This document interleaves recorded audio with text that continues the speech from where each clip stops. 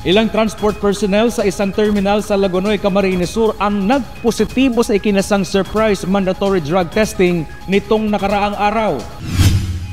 Ayon sa Land Transportation Office o LTO Bicol, 117 driver, konduktor at mekaniko ang sumailalim sa naturang drug test. 5 sa mga ito ang nagpositibo sa droga na kinabibilangan ng isang driver, 3 konduktor at 1 mekaniko. Kinumpiska ng LTO ang mga lisensya ng mga nagpositibong individual at nahaharap sa karampatang legal na proseso. Nakatakdang sumailalim ang mga nagpositibo sa confirmatory drug test. Ang iba po ang reason is that they are forced to use that kind of illegal drugs because of the working conditions na meron sila or kung ano man ang maitataukang kumpanya. Kaya napipilitan din sila. Kaya mga case-to-case basis yan.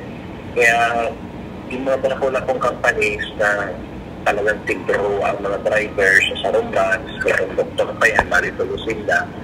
Less po ang percentage by experience ni sa pagkakandak ng mga drug test na nagpapasok po ako driver.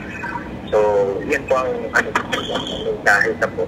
Kapag pwede, hilingon sa din ang mga working conditions sa yung mga PUD drivers.